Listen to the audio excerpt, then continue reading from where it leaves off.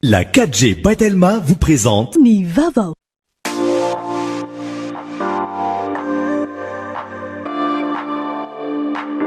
Luxor, le plaisir du confort. Nulchanao ni Fampalalambavao. Batimax, la qualité au meilleur prix. Vous présente Ni Vava.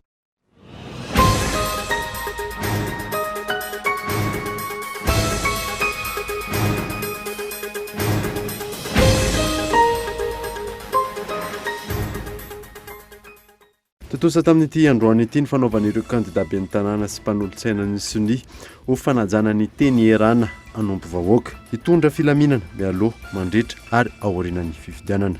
Kandida be ny tanàna telo no nanao soni ho an'ny eto Antananarivo renivohitra. Manoloana ny fahatapahan'ny rano lavareny eny amin'ny faritra avo eto Andrenivohitra. Nisy ny fepetra vonjomaika niraisana manoloana izany hoentina amahana ny olana ny mpanjifa. 7 sy 700 ny tompon'ny tany eny Ambotrimandraka sy manodidina nanantona ny birao fankakevitra momba ny tanamasoandra etsy amin'ny villageoire Andotapenaka hatreto. Taorianany fanamariana natao parcelle 3.4 no fantatra fa tafiditra ao anatin'ny 100 hektara voalohany anomboan'ny tanamasoandro.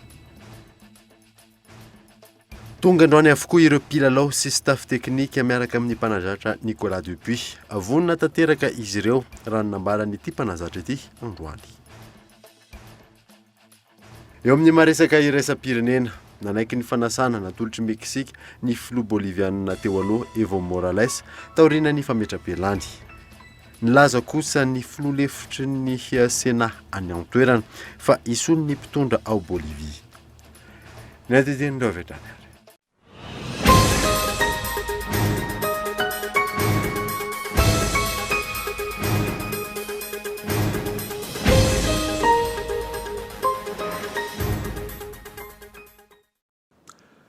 Salantra tompoko lasy tompoko vava fotoana vaovao eto amin'ny Kolo TV ka manasana ary hanaraka izany hatramin'ny farany. Nanomboantsika ny vaovao totosa tamin'ity androany ity ny fanaovan'ireo kandida be ny tanàna sy mpanolotsaina soni ho fanajana ny teny erana anompo vahoaka hitondra filaminana mialoha mandritra ary aoriana ny fifidianana. Kandida be ny tanàna telo ho an'ny teto Antananarivo renivohitra no nanao izay soni izay. Ionona zay. Ho fitandrona ny filaminana sy ny fihavanana ary ny fifanajana eo amin'ny samby kandida be ny tanàna sy mpanolotsaina tanàna eto Madagasikara. Ny vondrona ny firaisamonim-pirenena sy rafitra maro samihafa toa ny CENI, Bianco, CNIDH, CSC, Samifin, HCDDED, CFM, Roy, Fandio, Transparency International ka nanao ny itinerana anompo vahoaka. Misy ny soni anasana ireo kandida izay vonona hanaja ny voarakitra ao anatin'izany. Ho an'ny komuna Antananarivo renivohitra, kandida be ny tanàna telo amin'ireo 5 no tonga nanao soni izany androany teny Ambatonakanga. Isany amin'izany Elias Ralay Armanana, Albon Rakoto Arso ary Naina Andriatsitoaina. Nandona fona ito ary faly zay tena isy fifidianana mba mety hoe manaraka ny fientra tonga zany eto Madagasikara manomboka teto makasitraka toko. Ny teny eo amariko angamba amin'izao sonia natao makasika ny teny rano anompo vahoaka zao dia tsotra ihany hoe ny firaisan-kina no hery ary nitontotokana tsy mahazo ao. Malahelo fa tsy misy tsy tonga ambony no faminana sasany alahelo satria hetsika diraina nataonaloha tokony ala milo kandida dia aloha izao anatrika ny faninana masina izao. Isan'ny voarakitra ao anatin'ny charte de bonne conduite teny erana anompo vahoaka ny tsy fifampiatsiana ireo kandida na amin'ny fiteny zany na amin'ny fihetsika, ny fanajana ny soatoavana malagasy sy ny maro hafa. Tanjona ny ametrana filaminana mialoha sy mandritra ary aoriana ny fifidianana hoy ny mpikarakara. Rehefa voafidy tsy kandida amin'ny parti intsononareo tsy mera ho an'ny parti politika anareo intsononareo fa ho an'ny mponina rehetra zay ao amin'ny commune na voafidy anareo. Ho ben'ny tanàna sy mpanolotsaina mendrika ianareo miara-miasa hanatanteraka ny filanim-ponina ho fampandrosoana ifotony. Itoy amin'ireo komuna rehetra eto Madagasikara ny fanaovana sony teny rana anompo vahoaka hoy ny anivo ny komite iombonana ary afaka manao sony izany ny kandida hatramin'ny 15 Novambra izao. Faritra 1 no efa vita tanteraka ny fanontana ny bulletin tokany ampiasaina mandritry ny fifidianana communal ny 17 Novambra ho avy izao. Rampitso kosa no tonga eo am-pelatanany seny ny bulletin tokany ho an'ny faritra Analamanga izay efa andalam-pahavitana tamin'ity androany ity. Henri Florian. 12 andro mialoha ny fifidianana ben'ny tanàna sy ny mpandolo-tsaina ny tanàna ho tanterana ny 17 ny volana Novambra ho avy izao. Voahaja avokoa ny tetiandro napetraka ny voamera-pirenena amsahana ny fifidianana amin'ny fanontana ireo antota-taratasy samihafa ampiasaina mandritra ity fifidianana ity toy ny bileta tokana manodidina ny 20 tapitrisa aparitaka manderina ny Madagasikara. Faritra 1 no efa vita ary efa ianga an'io ny famelaparitahina izany manderina ny Nosy raha toka ny andro ny rapitsy no tonga eo am-pelatany ny seny ny faritra iray farany. Nanomboka omaly moa zany ny fanontana ny bulletin tokana ho an'ny faritra farany dia ny faritra Analamanga nataony imprimerie nationale. Raha ny tatitra azonay androany dia Rampitso no vita tanteraka izay fanontana ny bulletin tokana izay ary dia azo ambara zany fa tratra ara-potoana ny fanontana ny bulletin tokana. Manomboka androany talata fa 12 ny volana Novambra zany no nandeha ireo fiarabe miainga avy eto Antananarivo hitondra ny entana sy ireo antota-taratasy sy ny fitaovana isan-karazany izay aparitaka any amin'ny distrika 7 manerana Nosy. Aorian'ny fahatongavan'ireo bulletin tokan'ireo anivon'ny distrika manerana Nosy, ireo ratsa mangaiky ny seny indray no anaparitaka izany inanivon'ny commune mialohany 15 Novambra izao. Ankilany, araka ny voalazan'ny lalàna amin'ny fehen'ny fifidianana. Ny faran'androany ihany koa ny fangatahan-dalana ho an'ireo izay te hanara-maso ny fifidianana raha ny fanazavana hatrany. Fa androany atalata fa 12 ny volana Novambra amin'ny 10:00 no mifarana ny fametrahana ny fangatahana karatra manokana na badge ho an'ny voalohany indrindra ny mpikambana amin'ny seny rehetra, ny mpanao gazety rehetra, ny mpanara-maso ny fifidianana rehetra, ny solotena-panjakana rehetra hatrany amin'ny fokotany izay mieritreritra ny anara-maso ny fifidianana ka mba te hiditra malalaka any amin'ny birao fandatsaham-bato fa dia androany amin'ny 10:00 ny fepotona farany amin'izay.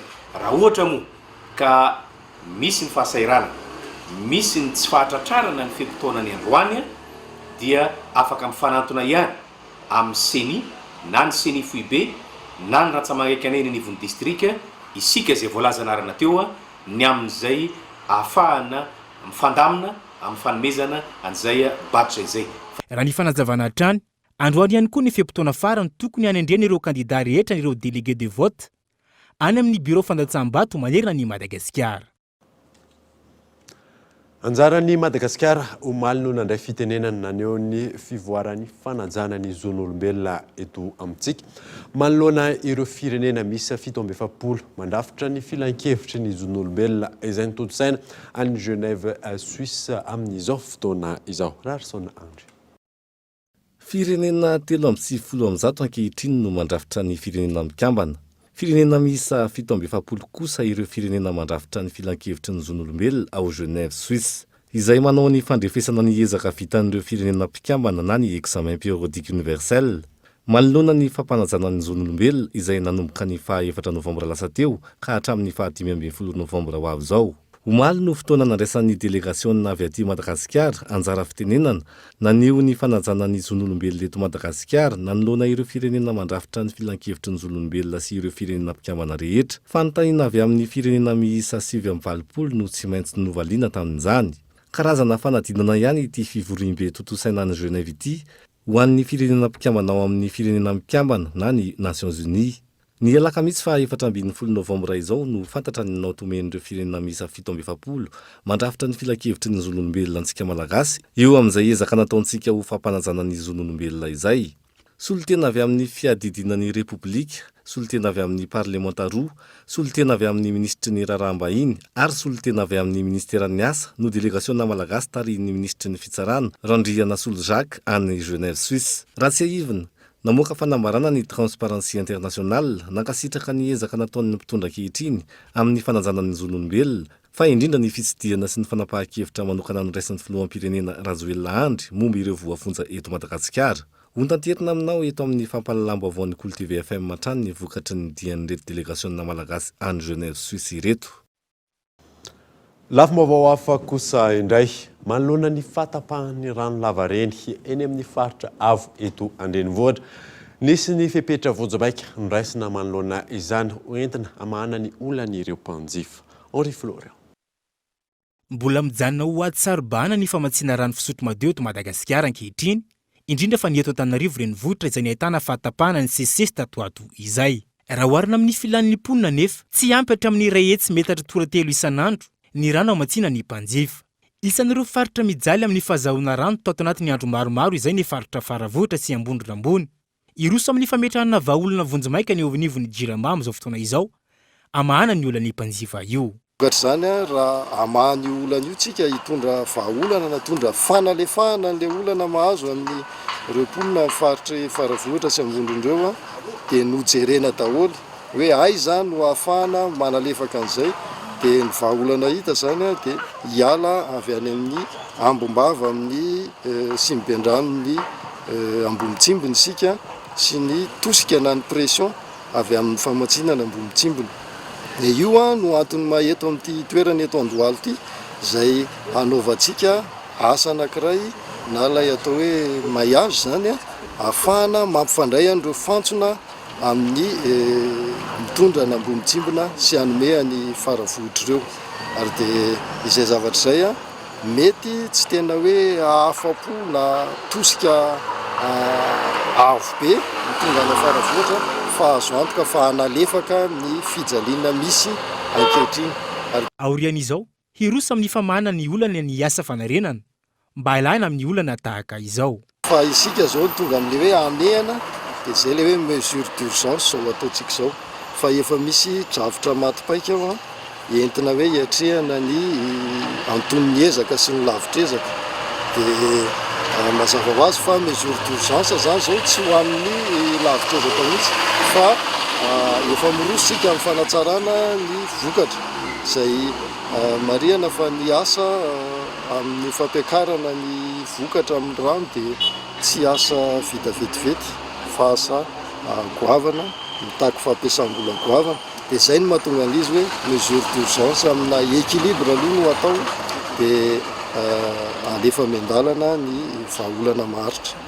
Ankoatra ireo rehetra ireo, taorian'ny olana niseho tatoato izay makasika ny olana ny famatsin-drano sy ny famatsiana herinaratra teto Andrenivohitra. Tompona raikitra ambony teo anivon'ny orinasa Jirama ihany koa ankilany no nasorona tamin'ny toerany, toy ny directeur d'exploitation des réseaux interconnectés, ny directeur technique au Antananarivo, eo ihany koa ny directeur production d'électricité, ny directeur principal région Antananarivo, ny directeur d'approvisionnement et logistique ary ny directeur de la communication. 7.7 ny tompon'ny tany eny Ambohitrimanjaka sy ny manodidina no nanantona ny birao fankakevitra momba ny tanamasoandro etsy amin'ny village voara Andotapenaka hatreto. Taorian'ny fanamariana natao parcelle 3.7 no fantatra fa tafiditra anatin'ny 100 hektara voalohany anombohana ny tanamasoandro. Yves Richard. Tafiakatra 7.7 hatreto ny tompon-tany eny Ambohitrimanjaka sy ny manodidina nanatona ny birao fankakevitra momba ny tanamasoandro etsy amin'ny village voara Andotapenaka hatramin'ny fotoana ny sokafany ny faha 7 oktobra lasa teo. Taorian'ny fanamarinana natao parcelle 3.7 no fantatra fa tafiditra anatin'ny 100 hektara anombohana ny dingana voalohany amin'ny tanamasoandro ary nisy avy hatrany nanasoniny fanomezatoky amin'ny fampivarotany izay nananky any 5.7. Hoe inona ny famatoranareo fanjakana fa tsy mandainga ianareo dia manao taratasy zay dia zay le promesse de vente dia ao anatin'iny dia misy an'le resaka hoe tsy manotra fanjakana ratsy voaray volan'le olona. Ito ny fisokafan'ny birao fankakevitra momba ny tanamasoandro ato anatin'ny andro maro. Antsoava hatrany araka izany no nataon'ny tale generalin'ny Apipa izay misahana ny lafin'ny fanorenana anatona ny biro fakakivitra momba ny tanamasoandro ho fisorohana ny resaka mandeha momba ny faritra voakasiky ny tetikasa miazakazaka ny mponina ny fanamarinana ny taniny amin'ny ankapobeny ka tompo tany 2,7 ivelan'ny 100 hektara voakasiky ny dingana voalohan'ny tanamasoandro ihany koa no efa tonga nangatam-panazavana teny an-toerana. Efa tamin'ny fa 27 volana May lasa teo nefa nankatoavan'ny filan-kevitry ny gouvernemanta no tsy maintsy anoloana ny kodiaran-tsarety eto andrenivohitra. Hatramin'izao anefa mbola vitsy dia vitsy ireo tompony andraikitra isan-tokony no mampiatra izany. Rarsona Andry. Filan-kevitry ny gouvernemanta tamin'ny talata fa 27 May lasa teo no nankatony tokony anoloana ny kodiaran-tsarety-kodiarana na fonosina fingotra mivezivezy eto Antananarivo sy ny manodidina ho fisorohana ny fahasimban-dalana teraky ny kodiaran-tsarety vy amin'ny lalana vita tara na goudron. Vitsy dia vitsy anefa ireo tompony andraikitra isan-tokony no mampiatra sy mitaky izany fanovana izany. Ekeny be ny tanàna nanaovana fanadihadiana ny tokony ampitsarana ny fampiasana kodiaran-tsarety mifono vy. Raha manokana zao dia mahita mihitsy hoe ny sarety kodiaram-by manimba ny lalana zay vita vaovao ary tsara dia zany efa tsy afaka mandray fepetra mitokana fa tsy maintsy miaraka amin'ireo commune rehetrarehetra ahafahana mijery miaraka hoe inona no fepetra ho raisina mba iradiena total ny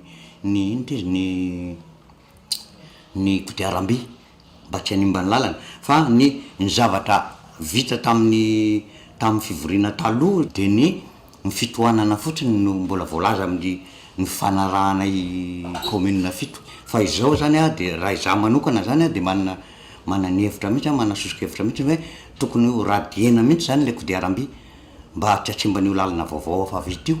Hatreto mbola tsy misy ny baiko tonga tany amin'ireo be ny tanàna manodidina Antananarivo ny amin'ny anatanterahana io fanovana ny kodiaran-tsarety tsy hanimba ny lalana io fa mbola miandry fivoriana sy ny avy amin'ny distrika ho iatrany ny be ny tanàna nanaovana fanadihadiana. Ny hevitro manokana nefa tsy afaka manapaka irery fa tsy maintsy iantso fivoriana miaraka amin'ny KCTM zany dia eo misy résolution ka io nefa ny fivoriana irahana dia tsy maintsy hiaraka amin'ny chef distrika ihany.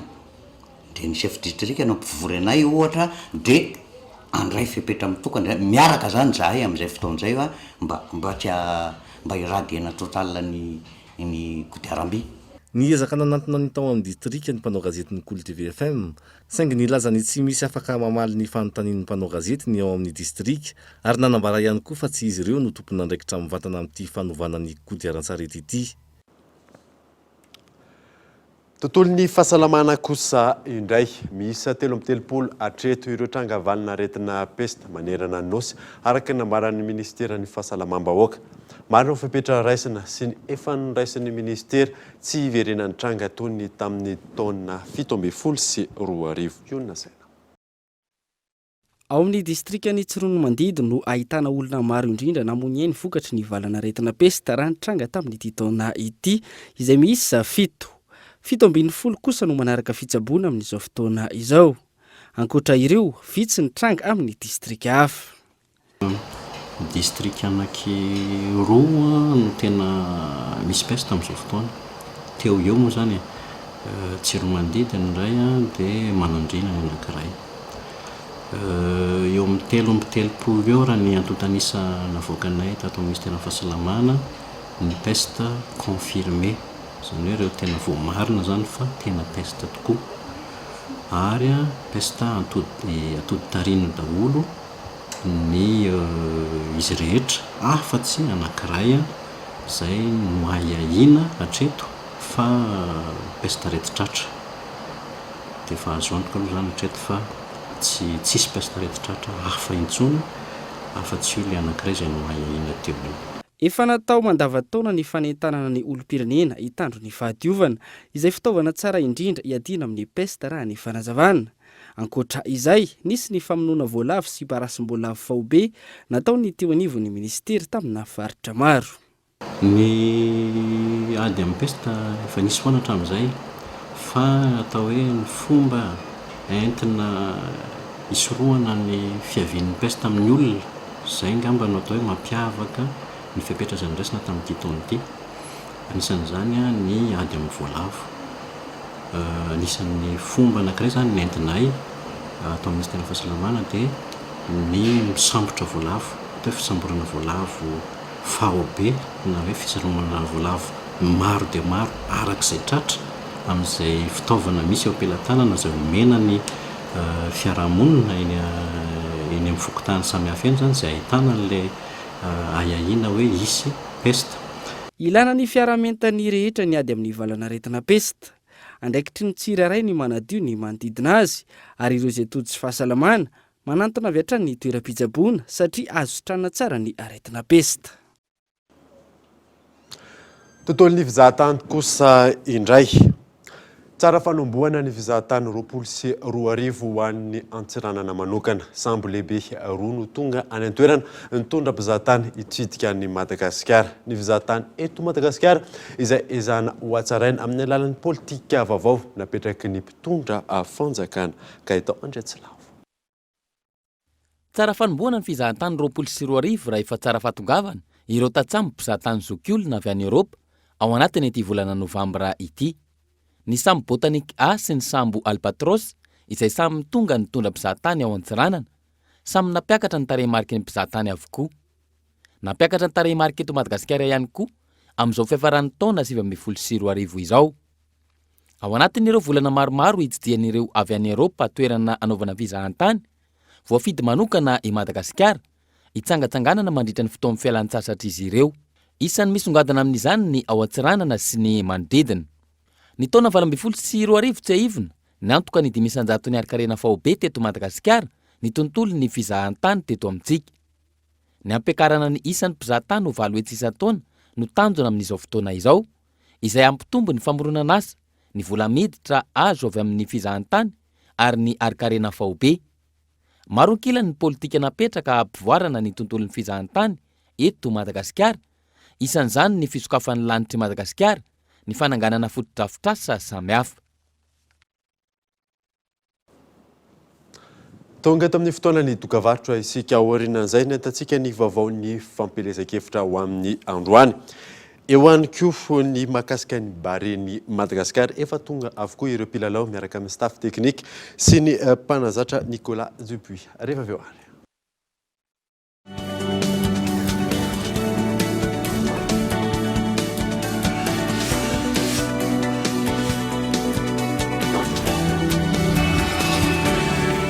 Mi amigo, laisse-moi te présenter une marque espagnole. 1 litre pour la casa, 2 litros pour el pique-nique, 330 millilitros pour el goûter. Roubert, en français c'est jus vert. Jus vert, nectar de fruits, sans sucre ajouté. Le CNAM Madagascar vous offre une possibilité d'acquérir un diplôme international qui vous ouvre les portes dans le monde.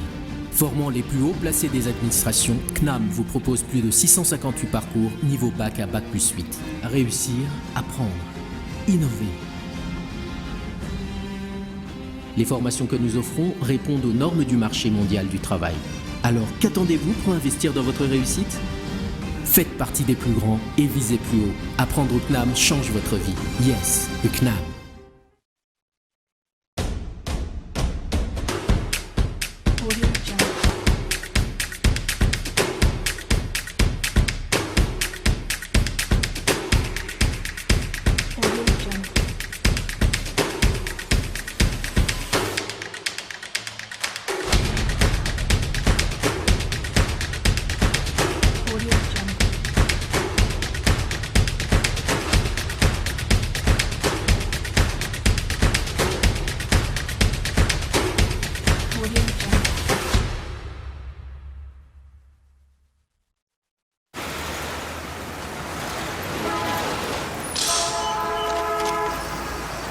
Découvrez le délicieux goût de coco, léger, frais, qui vous fait voyager.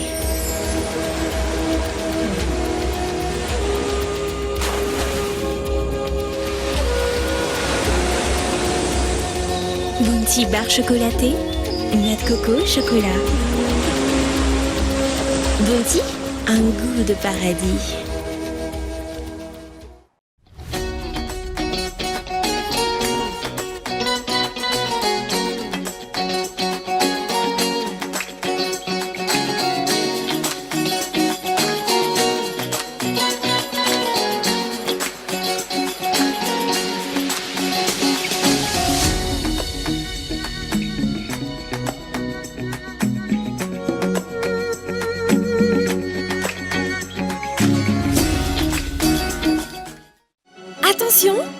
ouvre. Action! Pour ma maison, j'ai toujours confiance en Batimax. Et hop, je profite de cette immense occasion. Super! Plus de cadeaux surprises pour des achats en lot. Chez Batimax, on déstocke de 30 à 70% sur des milliers d'articles. Que demander de mieux? Offre valable jusqu'à épuisement des stocks de notre showroom. Batimax, la qualité au meilleur prix. Oui, appel vers tous les opérateurs.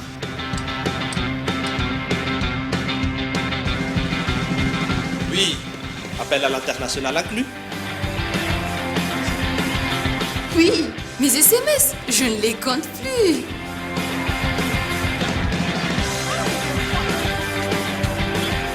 Et oui, Internet à la vitesse 4G.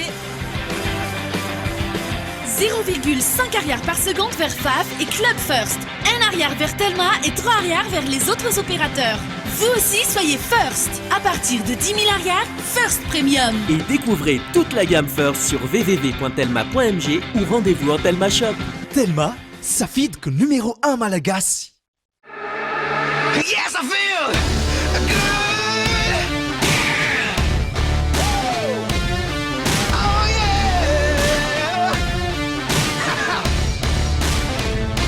Yes, I feel.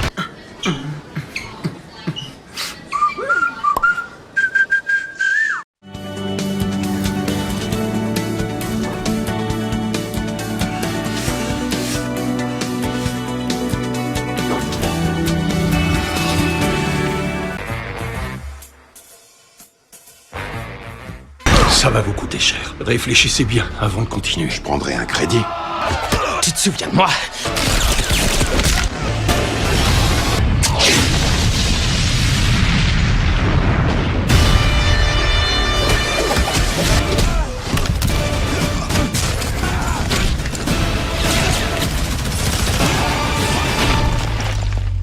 Faut régler ça ce soir. Attaque éclair.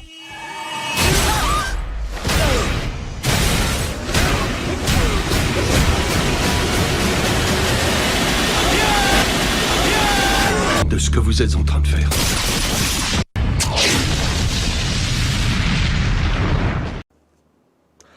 Verneto amin'ny fampalalambavao isika. Nidina ifotony nijerilorany ponina atao amin'ny boriboritany fahenina ny kandida Naina Andrizitoana izay laharana faefatra niaraka tamin'ireo mpanolontsaina azy tamin'ity androany ity. Tanjona namerenana indray ny fahadiovan'ny tanàna. Fanandina.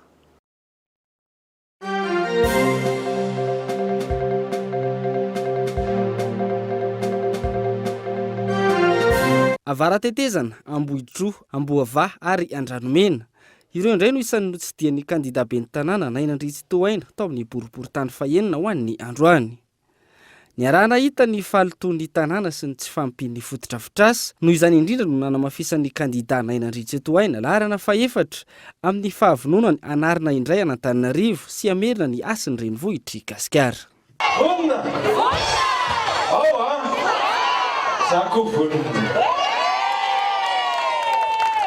Vonitsika namboatra an-tanàna. Okizay lolotra fako a. Araky ny teneninao teo, leo fako zay, leo loto zay. Quatre avidina teny mpanolotra iny. Zay fidina. Satria reo mpanolotsaina miaraka aminareo a. Isika rehetra no afaka manavitra Antananarivo. Marina sa tsy marina? Isika no afaka manadio Antananarivo. Marina sa tsy marina? Ometsika asa ny ponina Antananarivo. Ejatsy. Nisy ihany koa ny fandraisana andraikitra no tanterahan'ny kandida no nitarainan'ireo ponina eny amin'ny boriboritany fahenina amin'ny tsy fampin'ny rano fisotro madio.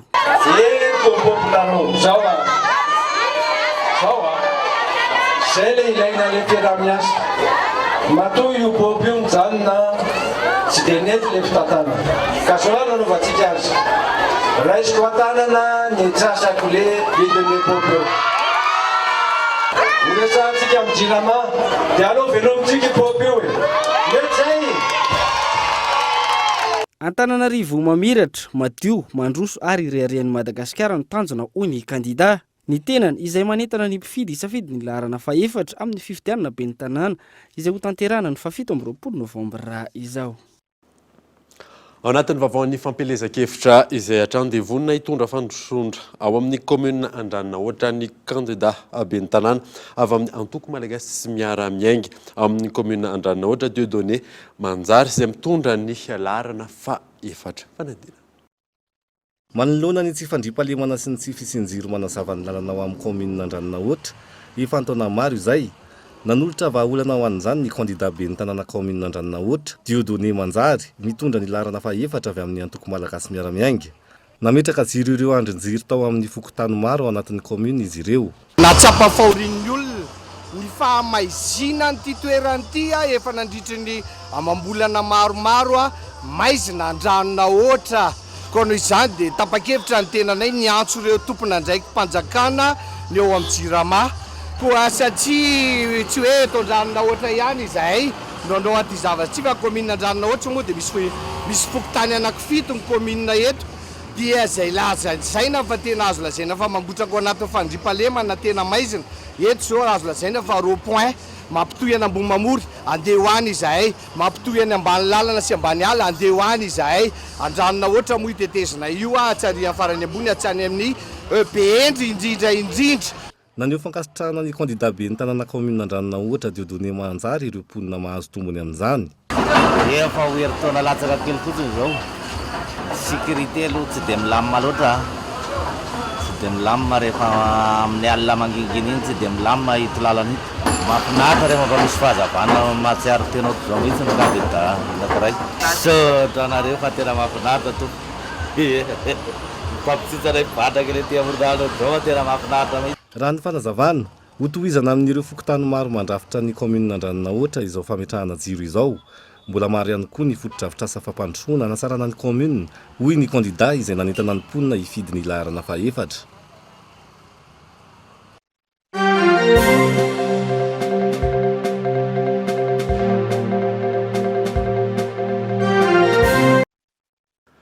Lafa mavao hafa kosa indray ifanometanana amin'ny mpamonjy vonana avy anivon'ny polisy pirenena manomboka izao manoloana ny tranga misy eny anivon'ny fiarahamonina eny toy ny Aitrano fa ihany koa ny fanamorona ny asa Henri Florian. Raha ny antotanisa voaray avy ao anivon'ny mpamonjy vonana sy ny polisy pirenena eto Antananarivo renivohitra nanomboka ny volana Janoary 2024 hatramin'ny volana Oktobra lasa teo tafakatra hatramin'ny 12 ny trangana firetana teto an-drenivohitra. Nanomboka ny volana Jolay indray kosa trangana firetana tsy latsaka ny 7 no mitranga isam-bolana. Manoloana izany indrindra nisy androany fikonan-doha teo anivon'ny mpamonjy vonana sy ny polisy pirenena nentina hijerevana vahaolana anamorany ny asan'ny mpamonjy vonana eto amintsika. Pompier izy dia tsy maintsy fasilitena zany aloha ny fanatanterahana ny asany. Jerevana izy escortena izy raha ohatra hoe ao anatina embouteillage izy mipoitra le zavatra dia ho escortena izy ho tonga eny amin'le kana incendie dia fasilitena koa izy rehefa tonga eny toerana eny satria indraindray tsika misy le tanipo fandrimbona na te hanampy an'zareo dia fasilitena zay hijerevana koa zany ao andraikitraiky koa ny fiarovana le fananan'ny olona zay raisanay moa zany le fiarovana ny vahoaka sy ny fananany dia arovana koa zany zay le fananan'olona zay so misy manaloatra aitsika ihany ny mpanaloatra tsy maintsy misy foana amin'izay zavatra zay dia indrindra moa zany ny resaka correspondance après rehefa maty ny afo raha hitoro le olona tokony tsy hijanona fotsiny hoe cosurpus le izy na zao izy fa tokony fantatra exact tsara mihitsy hoe inona ny cause de incendie. Mirosa ao anatin'ny fanentana ihany koa ankilany ny eo anivon'ny mpamonjy vonana amin'izao fotoana izao. Alohan'ny atokavana ny loza zany dia manao an'le prévention ny corps de sapeurs-pompiers zay misy tokony andraikitra mahakasika an'izay dia tsy piantsika manokana amin'izay mahakasika n'ity resaka loza voajanahary ty dia rahantsika mahita moa tamin'ny herintaona roa taona misesy zay dia misy ny fotsahany tany dia ny corps de sapeurs-pompiers zany dia miara-miasa ny BNGRC dia efa misy daholo zao talohan'izao atokavan'ny oran'izao misy fiaraha-miasa miaraka ny BNGRC sy ny préfet Antananarivo sy ireo entité rehetra zay voakasika izay misy fitsiriana amin'iny toerana ambony iny mahakasika ny izy mbola atahorana amin'ny vato sy ny zavatra mety hiotsaka faharoa manaraka zay afa nisy koa talohan'ny zay atrikasa zay ny sensibilisation ny mpamonjy voina zany dia manao sensibilisation inona moa ny antony anaovan'ny mpamonjy voina sensibilisation amora le fisehoan'ny loza zany mahatonga zay ary mahatonga ny olona koa mba hitandrina mba fantatry ny olona zany hoe raha manao an'izao izy dia zao ohatra mety loza miandry azy. Nanentana ihany koa ny anivon'ny pompier sy ny polisy-pirenena ny amin'ny tokony hamalina trany ny rehetra indrindra amin'izao mafana izao amin'ny avo. Omby miisa 2 sy 700 tsy manana taratasy mazava no voatazon'ny mpitandro ny filaminana ao Maintirano 10 andro taorian'ny fanombohan'ny opération générale tafika sy ny polisy-pirenena na izany aza mbola misy ny fanafiana sy ny asandalo any antoerana Kaiton Andratsilava. Andro alina no nanafian'ireo jolamy rongo-basy sy fitaovam-piadiana mahery vaika ireto fianakaviana ireto.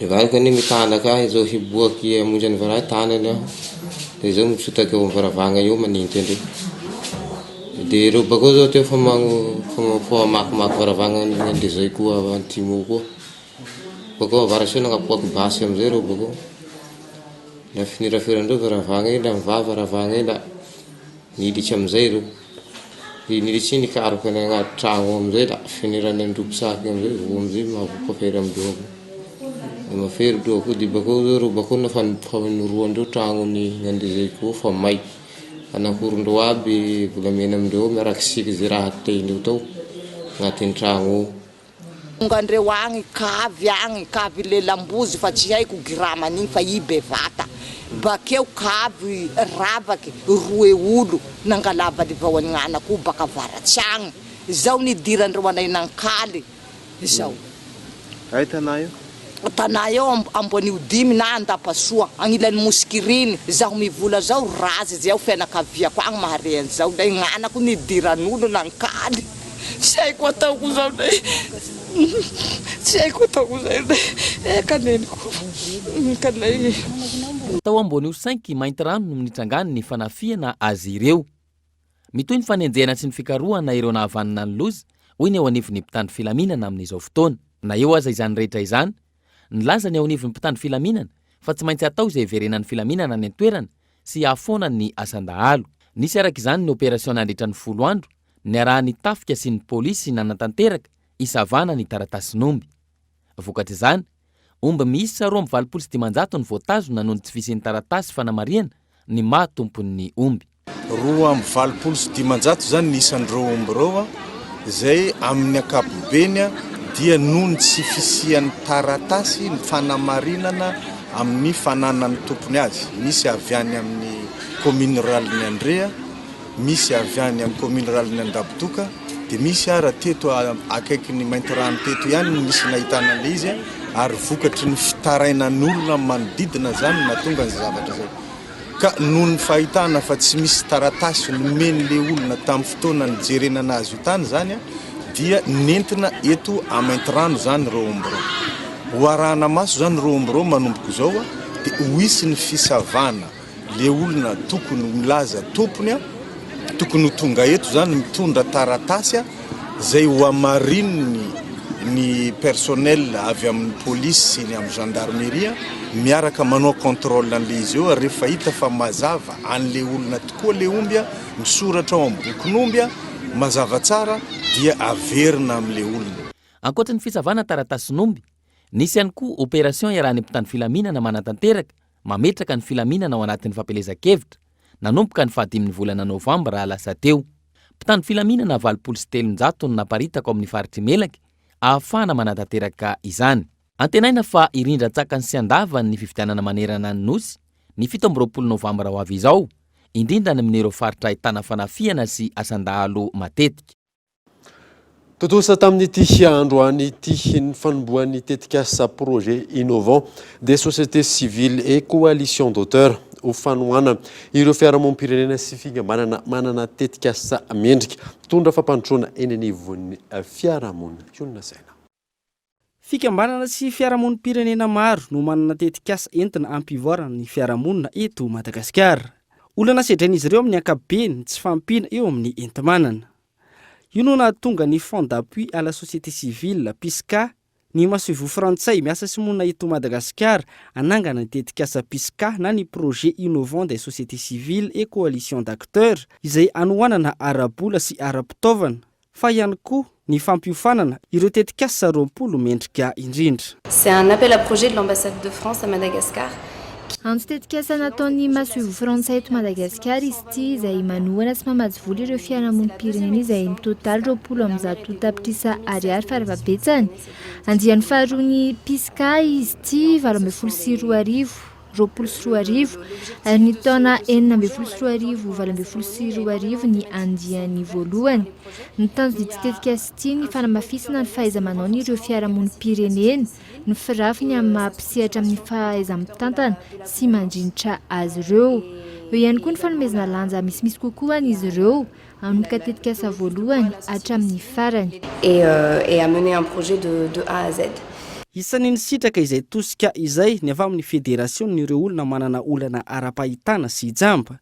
Ny tetikasan'izy ireo izay miompana amin'ny fampananana asa ireo olona manana olana ara-pahitana any amin'ny faritra amorony Mane. Ny tetikasanay zany dia fanamafisana ny fandraisana anjara n'ireo olona jamba amin'ny tontolon'ny asa fidirana anaty asa zany ao amin'ny faritra Morony Mani mandritra ny herintaona ny tetikasa dia mazava ho azy moa zany fa hoe misy olona eo amin'ny 100 olona jamba na osamaso 100 eo no ezahana okitiana amin'ny alalan'ity tetikasa ity mba hotoanana amin'ny fomba samihafa hiditra amin'ny tontolon'ny asa zany ao anatin'ny faritra Morony Mani manontolo.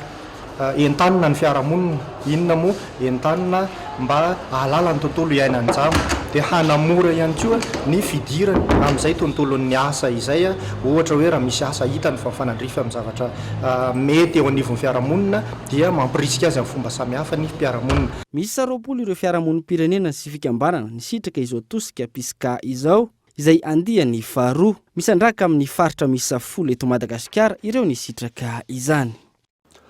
Tontolon'ny baolina kitra kosa indray tonga androany avokoa ireo mpilalao sy ny staff teknika izay anampy ny mpanazatra Nicolas Dupuis. Vonina tanteraka izy ireo raha nambaran'ity mpanazatra ity tamin'ity androany ity. Henri Florent.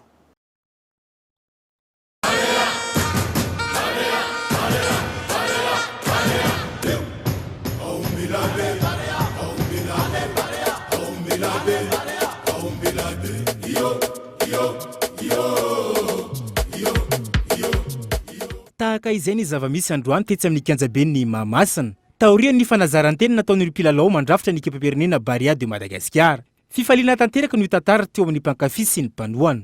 Nanomboka omaly ny fampivondrona n'ireo mpilalao malagasy. Hiatrika ity lalao eo amin'ny ekipany Etiopia ny Asabotsy izao etsy amin'ny kianjabeny Mahamasina. Raha ny fanazavana, Rapitso Mariano no fanazarantena atrehan'ireo mpilalao rehetra izay toy ny tolakandro. Nanamafy ny mpanazatra fa vonina tanteraka ireo mpilalao ankehitriny. Tout le monde arrive demain matin au premier entraînement. Tonga avokoa ny mpilalao rehetra. Raha Rapitso Mariano izahay no hiatrika ny fanazarantena miaraka voalohany. Fanazarantena roa nataonay isan'andro. Iray tapany maraina ary ny iray tapany tolakandro. Tonga eto avokoa ny rehetra ary hanomantena tsara izahay. Mahakasika ireo mpilalao vaovao indray. Ao anatin'ny fampivondronana amin'ny fanamafisana ny fahaiza-miaraka izahay ary inona fa samy hanome izay fahaizana ireo mpilalao. Mila fanampiana izahay. Matoky anareo mpanohana izahay amin'ity dingana ity fa ny lalao amin'ny Sabotsy izao dia tena manan-danja tanteraka amin'ny ahafahantsika mandray anjara amin'ny kanina 2024. Teny ho an'ny vahoaka malagasy misaotra anareo amin'ny fanohanana sahady. Message à tout le peuple malgache, merci du soutien. Samy naneny fahavononana hatrany ihany koa ankilan'ireo mpilalao na ny avy eto an-toerana na izany ny avy any ivelan'ny lozy. Asa miavaka indray nentina aminao atao anatin'ny fampahalalam-baovao androany dia asa fanamboarana fitaratra isan-karazany izany dia fanamboarana ireo fitaratra vaky ireny. Fanadina.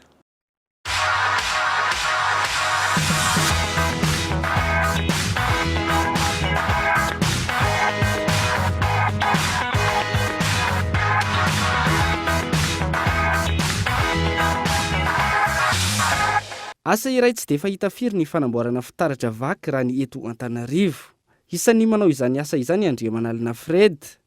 Ny fampitohizana sy fametahana na ihany koa ny fanoloana ireny fitaratra vaky amin'ny rétroviseur sy pare-brise ireny no ataony. Mandehandeha mitetina ireny vohitra no asany manontany ireo mpamily fiara sao misy fitaratra amboarina. Tsy sarotra nefa mahavelona ny asa hoy Fred. Lakôly fitaratra na silikona, lama ireo no isan'ny fitaovana fototra ampiasainy. Ohatra hoe misy fitaratra rétroviseur vaky reny tereny no ambara mialy any an-trano amin'ny fito tonga any Ambato be ray manontolo any Ambato maro mody any riva eo amin'ny am'dimy tongotra daholo zany. Manomboka hatrany amin'ny kely indrindra ohatra hoe rétroviseur ana moto manodididina ny 2 arivo 3 arivo dia eo amin'ny tomobile manodididina ny 5 arivo 9 arivo. Raha tsy mandeha ny tsena manodididina amin'ny 1 alina mody 2 arivo sy 1 alina. Raha mba mety ny tsena mba mahita hoe 5 arivo sy 2 alina 3 alina. Ilaina ny fanajana ny asa hoy Fred. Toa ny asa rehetra misy ihany koa ny olana sedraina eo amin'ny fanamboarana fitaratra.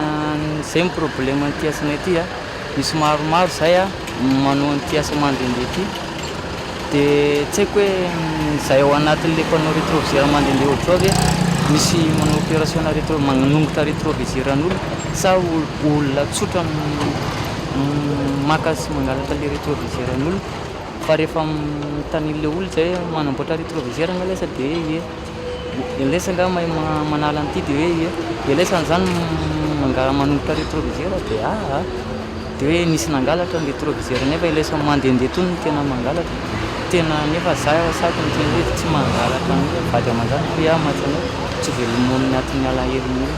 Mahavelona avokoa ny asa rehetra rehefa hay ny manaja azy sy manatanteraka izany ampifaliana. Maresaka iraisam-pirenena nanaiky ny fanasana natolotry ny Meksika ny filoha boliviana teo aloha Evo Morales taorina ny fametra-belany.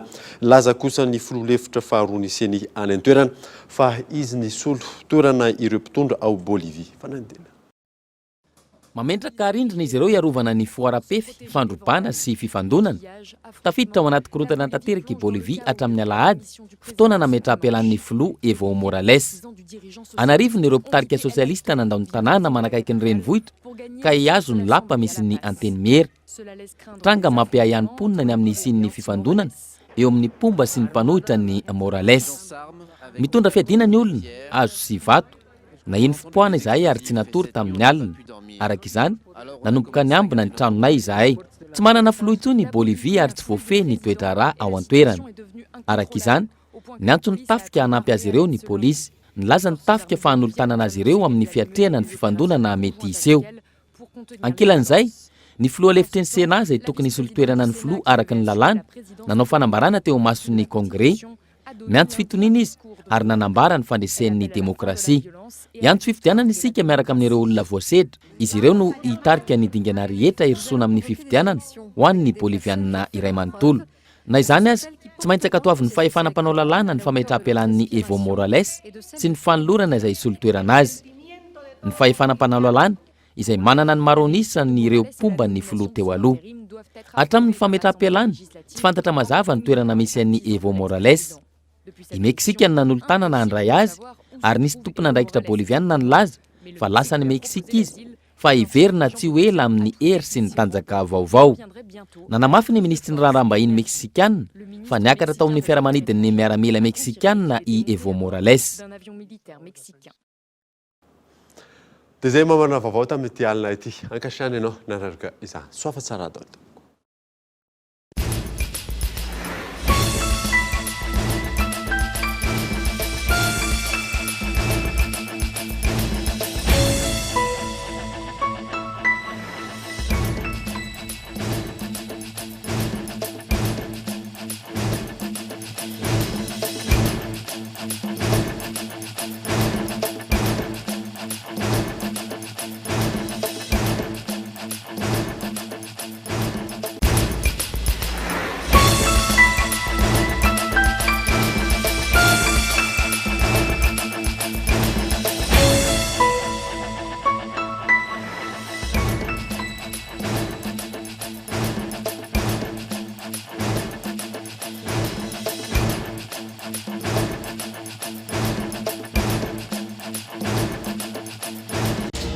Batimax, la qualité au meilleur prix. Vous a présenté Nivavo.